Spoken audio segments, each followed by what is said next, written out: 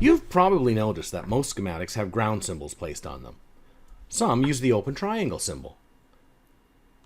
And sometimes a ground rail symbol is used.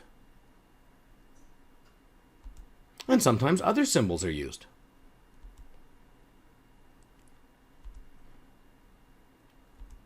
But have you ever wondered, what is ground in a circuit?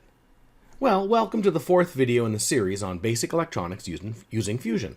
This video will explain what ground is and the various symbols used to represent ground connections.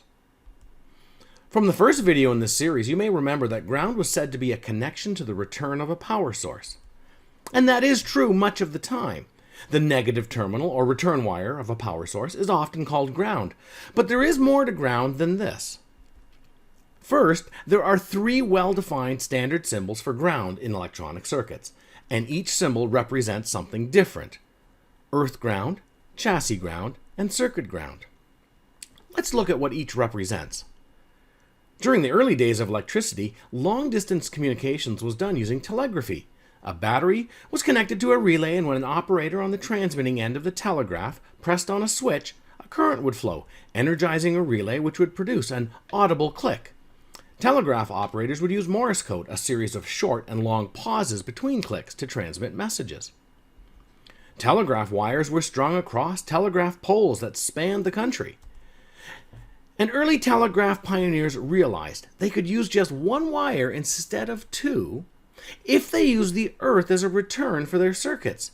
Simply hammering an iron stake into the ground was enough to establish the circuit, and the concept of ground return in a circuit was born.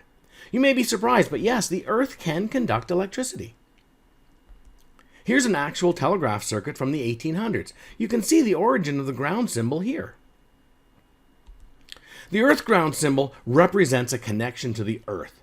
You should note that although this is the standard symbol for earth ground, many people use it incorrectly to represent circuit ground. The chassis ground symbol represents a connection to a metal chassis that houses a circuit. Consider the tail light on a car.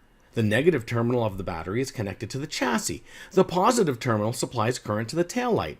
The metal chassis of the car acts as the return wire. Circuit ground represents a common return of a power supply. It is often the negative terminal or negative return of the power supply powering the circuit. It's also the 0-volt reference point in a circuit from which all other measurements or simulations are made with respect to. Recall our series circuit in the last video. Fusion will calculate the node voltages when simulation is selected, and these node voltages are calculated with respect to circuit ground.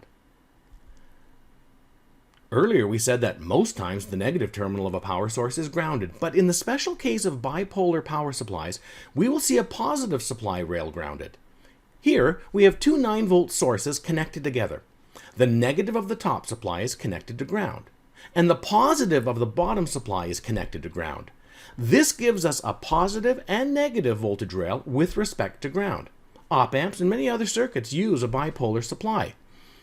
Imagine you could shrink down and step into the circuit. Now imagine you were positioned on the ground. You would be at 0 volts. Now imagine that you walked up to the top rail. Now you would be plus 9 volts above ground. Similarly, imagine that you walked down to the negative rail.